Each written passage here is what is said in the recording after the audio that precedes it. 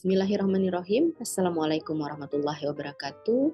Salam sejahtera untuk kita semua.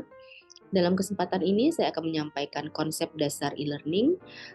Konsep dasar ini saya sampaikan pada mata kuliah e-learning yang merupakan mata kuliah pilihan pada program studi pendidikan fisika Universitas Tanjung Pura, dan tentu saja jika video ini relevan dengan kebutuhan masing-masing, kami persilahkan gitu untuk menyaksikan video ini. Sebelum saya menjelaskan terkait konsep ini, saya perlu menyampaikan capaian pembelajaran pada pertemuan kali ini, yaitu agar mahasiswa memahami begitu prinsip dan manfaat daripada e-learning, serta kemudian memahami begitu tahapan-tahapan yang perlu dilakukan, tahapan-tahapan persiapan yang perlu dilakukan untuk melaksanakan pembelajaran secara daring. Untuk mempermudah penyampaian pada video kali ini disusun dalam agenda yang dapat Anda lihat masing-masing di slide. Diawali dengan penyampaian definisi daripada e-learning, kemudian komponen-komponen yang terkait dengan e-learning itu sendiri.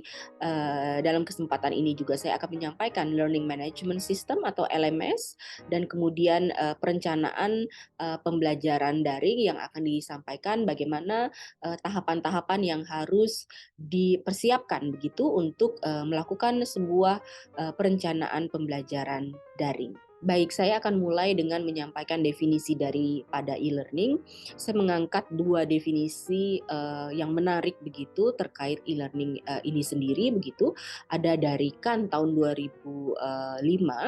Di sebelah kiri begitu Anda bisa lihat bahwa e-learning didefinisikan sebagai pendekatan inovatif dalam menyampaikan pembelajaran yang telah dirancang dengan baik begitu, berpusat pada pembelajar, bersifat interaktif dan dapat memfasilitasi pembelajaran untuk siapa saja, di mana saja dan kapan saja.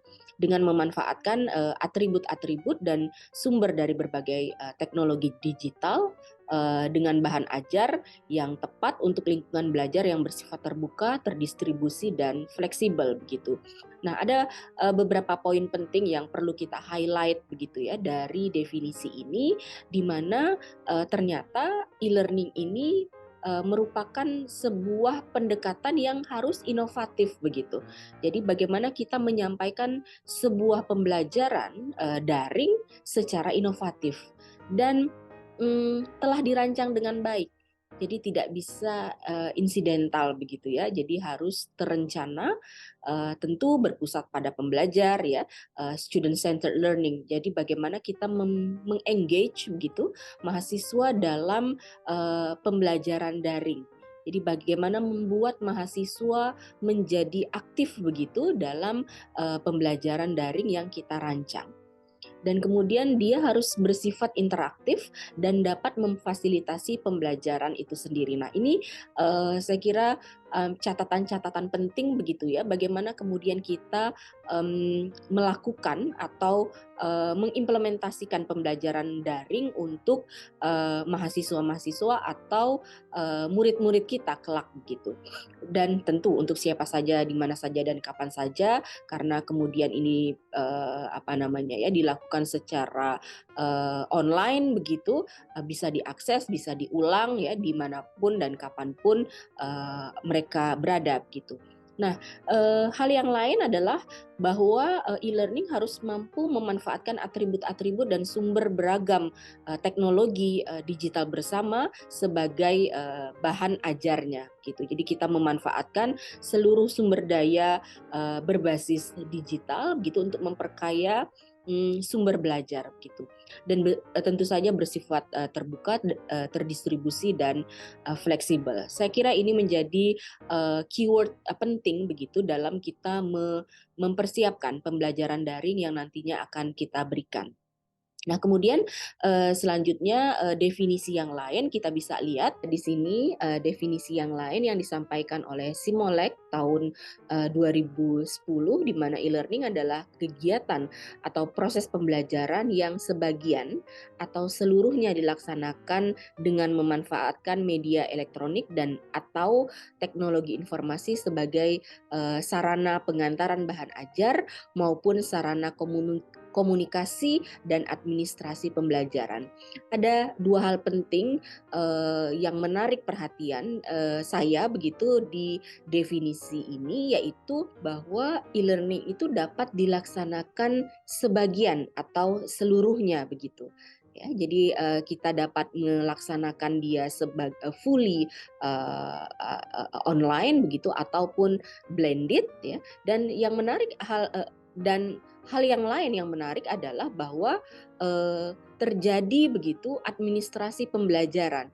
Jadi bahwa e-learning itu harus didokumentasikan dengan baik begitu. Tidak hanya oleh pembelajar, juga oleh fasilitator begitu ya, dalam hal ini guru, dosen dan juga oleh administrasi begitu atau penyelenggara pendidikan begitu, sehingga dapat dilakukan pengadministrasian atau pendokumentasian sehingga mudah untuk dilakukan proses evaluasi pembelajaran itu sendiri gitu. Jadi dengan menyampaikan definisi tadi, saya berharap kita semua mendapat gambaran umum begitu ya, apa saja yang harus atau prinsip dasar daripada e-learning. Tentu dengan definisi belum cukup, kita perlu melihat komponen-komponen lain begitu ya, atau karakteristik lain dari e-learning agar memahami begitu prinsip-prinsip yang ada pada e-learning itu sendiri. Baik, tadi kita sudah melihat begitu ya bagaimana definisi daripada e-learning. Nah, untuk menyimpulkan e-learning ini sendiri dan mengetahui lebih dalam terkait e-learning, bahwa e-learning ini prinsipnya hadir begitu untuk meningkatkan efisiensi dan efektivitas pembelajaran dengan memanfaatkan teknologi informasi dan komunikasi begitu. Dan kemudian juga diharapkan dia mampu mendukung proses pembelajaran dengan keunggulan pada aspek waktu, jarak dan ruang begitu ya, karena memanfaatkan teknologi informasi tadi begitu, sehingga kita bisa mengoptimalkan keunggulan dari sisi beberapa dimensi, yaitu jarak, ruang dan waktu begitu. Dan fungsi daripada e-learning ini dapat sebagai begitu suplementer atau tambahan begitu ya, kemudian komplementer, pelengkap dan substitusi sebagai pengganti. Nanti kita lihat secara detail pada slide berikutnya. Dan moda komunikasi e-learning ini dapat dilaksanakan baik secara sinkronus maupun asinkronus. Kedua moda komunikasi ini juga akan disampaikan pada slide berikutnya gitu. Jadi saya harapkan dari 5 hal ini kita bisa kemudian menambah begitu pengetahuan kita terkait e-learning itu sendiri. Baik, tadi saya sudah menyampaikan beberapa hal begitu ya terkait pembelajaran daring. Kita dapat lihat fungsi daripada pembelajaran daring ini sendiri dapat dilaksanakan sebagai suplemen ya atau tambahan. Nah, maksudnya adalah bahwa misalnya pembelajaran dilakukan secara konvensional begitu, namun untuk memperkaya atau meningkatkan efektivitas dan efisiensi pembelajaran, diberikanlah suplemen-suplemen begitu ya, tambahan-tambahan aktivitas pembelajaran melalui pembelajaran daring.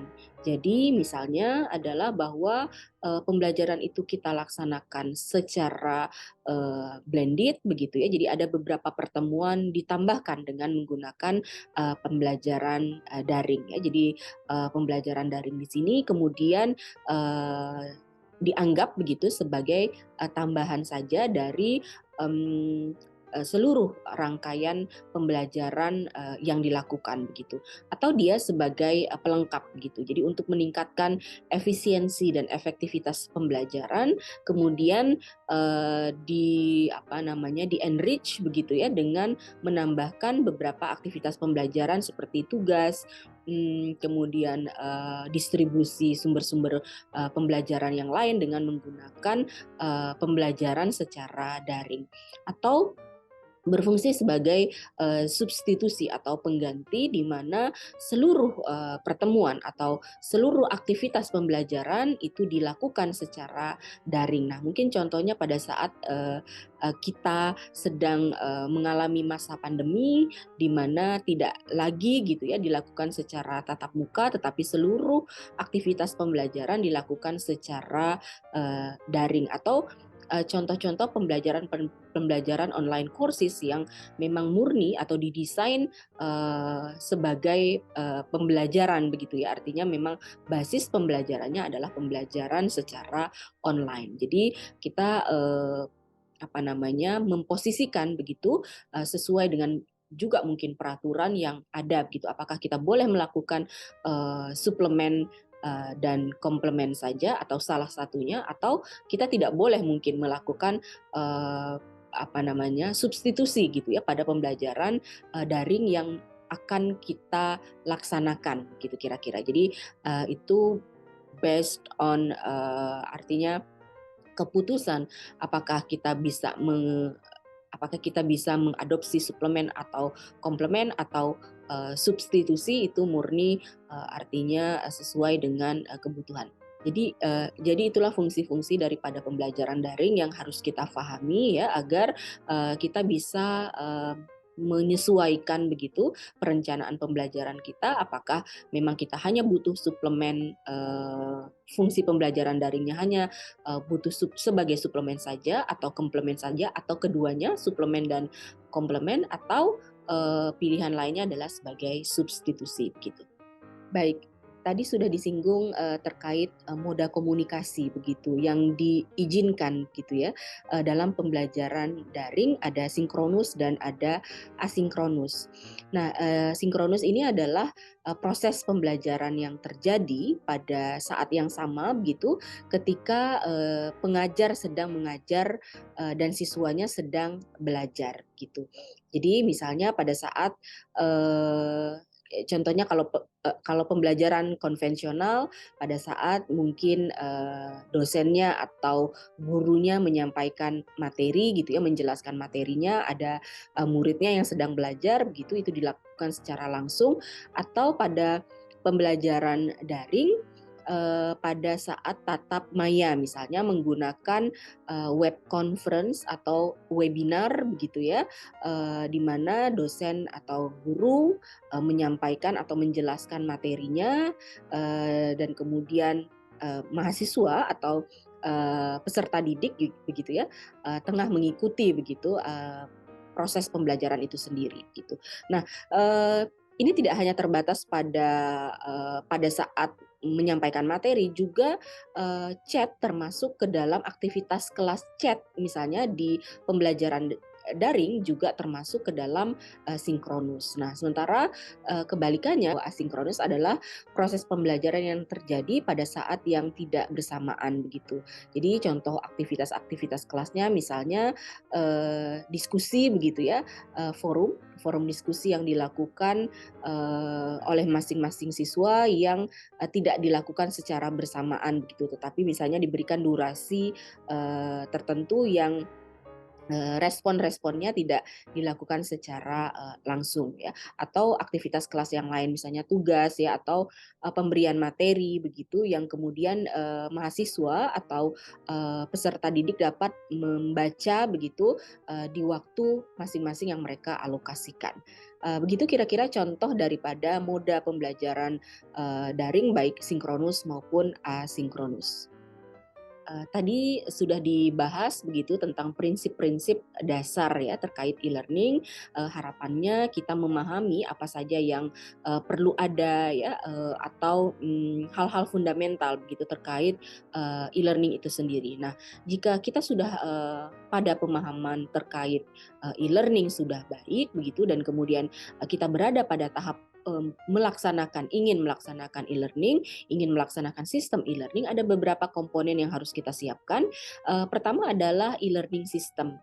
E-learning system atau kemudian disebut dengan rumah daripada e-learning ini sendiri, yang direpresentasikan dalam bentuk learning management system, atau kemudian kita juga butuh situs portal begitu ya untuk meletakkan begitu daripada learning management system yang nanti kita bangun atau kita pilih nantinya. Selain e-learning system, kita juga perlu hardware infrastructure begitu sebagai media e-learning yang kita miliki. Kita butuh server, kita butuh server dan klien ya, teleconference mungkin, kemudian networking media, dan juga perlu kita isi dengan konten gitu ya. Jadi tentu ada sistemnya saja belum cukup, ada hardware-nya saja juga belum cukup. Kita perlu isi e-learning system kita dengan konten-konten yang baik ya, konten-konten pembelajaran dalam hal ini.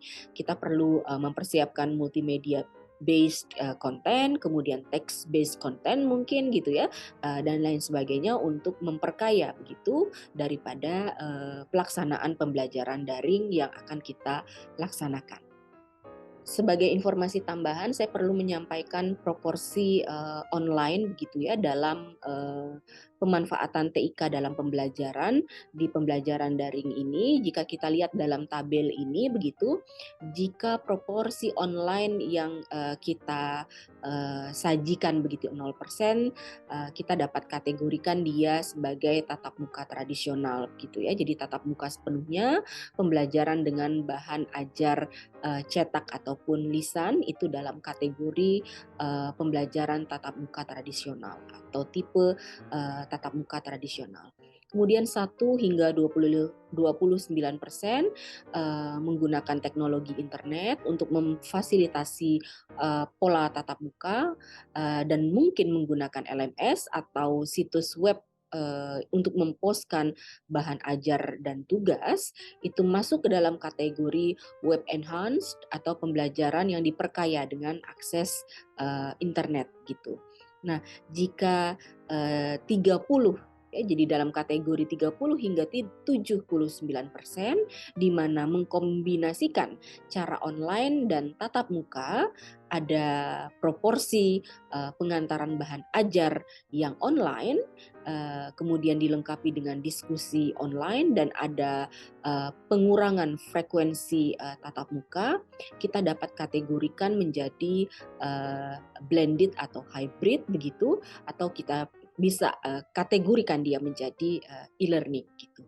Nah, besar dari 80%, sebagian besar atau seluruh bahan ajar diantarkan secara online, bisa tanpa proporsi tatap muka sama sekali. Nah, ini kemudian dalam kategori fully online dan juga masuk dalam kategori e-learning gitu. Ya, saya harap informasi ini menjadi catatan kita bersama begitu dalam melakukan atau merencanakan pembelajaran daring yang akan kita laksanakan. Baik, jika kita sudah memahami begitu ya bagaimana komponen-komponen yang harus ada dalam sistem e-learning, sudah saatnya kemudian kita mempersiapkan gitu pelaksanaan e-learning itu sendiri ya. Jadi ada beberapa langkah begitu yang bisa kita siapkan untuk mengimplementasikan e-learning. Jadi langkah yang pertama adalah tentu melakukan proses perencanaan pembelajaran daring ini sendiri. Saya kira ini relevan dengan definisi tadi yang disampaikan sebelumnya gitu ya terkait e-learning, bahwa untuk melakukan pembelajaran daring kita perlu melakukan perencanaan pembelajaran daring itu sendiri gitu ya. Jadi kita rancang rancangan instruksional pembelajaran daringnya ya, dilakukan, jadi kita analisis begitu rencana pembelajaran semester maupun rencana pembelajaran mingguan yang kita punya begitu, apa saja yang harus kita lakukan. Misalnya kemudian kita melihat eh, apa namanya beberapa pertemuan begitu, misalnya kita melihat beberapa pertemuan, kita lakukan analisis tingkat kesulitan pada pertemuan-pertemuan yang akan kita daringkan, karena tidak semua pertemuan mungkin cocok untuk dilakukan pembelajaran secara daring ya. Misalnya jika capaian pembelajarannya mengarah ke yang praktikum misalnya gitu ya, mengarah ke kemampuan motorik, misalnya mahasiswa mampu melakukan proses, misalnya melakukan proses pembubutan misalnya, mungkin itu tidak cocok kita daringkan gitu ya. Jadi kita pilih pertemuan lain yang mungkin cocok. Misalnya kita memilih satu pertemuan di mana capaian pembelajarannya adalah mahasiswa mampu memahami begitu proses pembubutan dan mampu menjelaskan bagaimana proses membubut yang baik misalnya begitu ya. Nah, mungkin ini lebih cocok kita angkat. Kemudian apa saja yang harus kita persiapkan untuk mencapai capaian pembelajaran tersebut. Misalnya kita harus mempersiapkan materinya, misalnya dengan memprovide PPT pertama ya, untuk memberikan untuk memberikan pedoman awal begitu, atau pengetahuan awal tentang apa itu proses membubut begitu ya, dan seterusnya. Nah, selanjutnya tentu tidak cukup dengan memberikan materi saja begitu. Kita harus menjelaskan gitu ya. Jadi pertama mungkin diberikan file, kemudian kedua diberikan proses tatap muka, ketiga diberikan tugas misalnya, kemudian keempat diberikan diskusi, kelima diminta melakukan simulasi dan lain sebagainya begitu ya. Jadi kita lakukan perencanaan pembelajaran. Nah, tahap kedua adalah kita sesuaikan begitu, kita bangun media-media pembelajarannya yang mensupport kebutuhan perencanaan tadi ya. Jadi bisa dalam bentuk handout begitu, modul, video lecture ya, model interaksi misalnya yang bisa kita manfaatkan ya, bisa berupa forum diskusi, kuis, tugas dan lain sebagainya. Nah, ini kita kembangkan masih dalam bentuk offline. Kemudian jika ini kemudian sudah siap begitu, kita online kan bahan ajarnya begitu ya, dengan memanfaatkan mungkin LMS yang ada, kita online kan semuanya. Dan kemudian baru di tahap keempat adalah tahap implementasi, di mana mahasiswa melakukan proses registrasi dalam LMS begitu ya. Jadi mereka tercatat dalam pembelajaran LMS yang kita conduct begitu. Kemudian terjadi pelaksanaan perkuliahan. Dari pelaksanaan perkuliahan itu dilakukan proses evaluasi dan seterusnya gitu ya. Jadi inilah tahapan-tahapan yang harus kita lakukan. Nah, tentu saja nanti kita perlu melihat real LMS-nya seperti apa supaya terbayangkan oleh Anda begitu apa saja, bagaimana meng-create aktivitas-aktivitas kelas yang hadir. Kalau pada pertemuan ini hadir dalam bentuk penjelasan ya tadi ya, seperti bentuk lesson ya, dalam saya menyampaikan file begitu, kemudian ada diskusi, ada tugas begitu ya. Itu salah satu aktivitas kelas yang ada begitu dalam LMS yang kita perlu kemudian trigger gitu ya untuk mencapai capaian pembelajaran itu sendiri gitu. Baik, sebagai tambahan lagi begitu ya, setelah kita mengetahui tahapan-tahapan untuk melaksanakan pembelajaran daring itu sendiri, ada satu sumber informasi yang saya kira ini sangat bermanfaat begitu untuk nantinya kita melakukan proses perencanaan dan pelaksanaan pembelajaran daring ya. Kita perlu lihat di sini ada ruang belajar yang kemudian dibagi menjadi 4 kuadran begitu. Jadi pertama adalah tatap muka gitu ya, atau secara langsung, secara sinkronus begitu, di mana yang dapat kita lakukan ceramah gitu ya, presentasi, diskusi kelompok, praktek lab ya dan lain sebagainya yang relevan tentunya dengan proses tatap muka. Nah, ketika itu menjadi pembelajaran yang dilakukan secara maya gitu, kita bisa memanfaatkan video conference misalnya, audio conference, termasuk juga text based conference atau chatting misalnya gitu. Nah, kemudian pembelajaran ruang belajar secara mandiri misalnya, yaitu mempelajari learning object gitu ya. Jadi misalnya kita menyampaikan PPT kita begitu ya, atau dalam bentuk materi dalam bentuk PPT, materi dalam bentuk PDF dan lain sebagainya, atau dalam bentuk suara ya, video animasi agar mahasiswa kita mampu belajar secara mandiri begitu. Dan untuk agar mereka mampu juga belajar secara kolaboratif, kita bisa sediakan beberapa aktivitas begitu ya. Aktivitasnya bisa forum diskusi, mailing list, project work dan lain sebagainya. Nah, saya kira 4 kuadran ini kemudian bisa kita adopsi juga begitu ya untuk memperkaya cara pembelajaran daring yang nantinya akan kita rencanakan untuk mahasiswa atau murid kita kelak begitu jika kita melaksanakan pembelajaran secara e-learning gitu ya. Jadi mudah-mudahan 4 kuadran ini bisa Anda pahami begitu untuk memperkaya bagaimana kemudian kita menyiapkan bahan-bahan ajar yang mampu begitu ya, baik menjelaskan dirinya sendiri, kemudian mampu membuat mahasiswa kita menjadi mandiri, mahasiswa kita menjadi terlibat begitu, terlibat banyak gitu dalam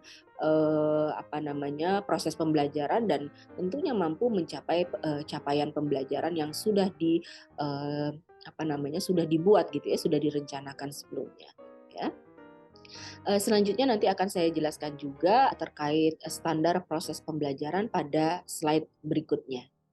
Pada standar proses pembelajaran di gambar ini, di slide ini kita juga bisa lihat ada 4 kuadran begitu, mulai dari misalnya mempelajari materi ya. Di kuadran pertama mempelajari materi di mana pendekatannya adalah asinkronus kolaboratif begitu, kemudian sinkronus langsung, sinkronus maya untuk dan asinkronus kolaboratif di kuadran kedua untuk kemudian memperdalam materi itu sendiri ya. Jadi ini bisa kita adopsi untuk perencanaan pembelajaran daring kita ya.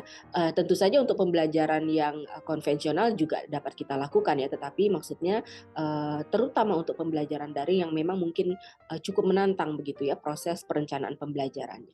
Nah, sementara di kuadran ketiga itu di mana proses mempraktekkan atau menerapkan kita bisa menggunakan sinkronus langsung, asinkronus kolaboratif ya dan asinkronus kolaboratif. Dan di kuadran keempat ada mengukur penguasaan, bisa kita lakukan dengan sinkronus langsung dan sinkronus mandiri.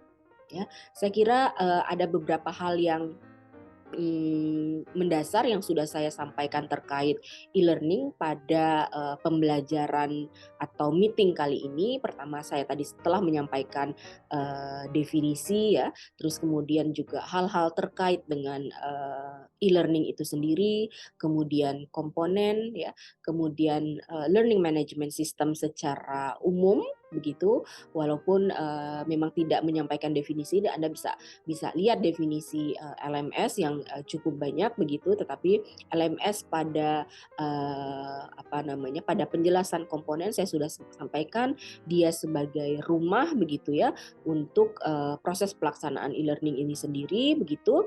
Kemudian selain komponen juga tadi disampaikan terkait tahapan atau langkah-langkah pelaksanaan pembelajaran daring, kemudian ada beberapa suplemen informasi yang saya sampaikan agar Anda begitu dapat memahami prinsip-prinsip manfaat daripada e-learning dan kemudian harapannya nantinya dapat merencanakan proses pembelajaran daring melalui langkah-langkah yang disampaikan pada pertemuan kali ini.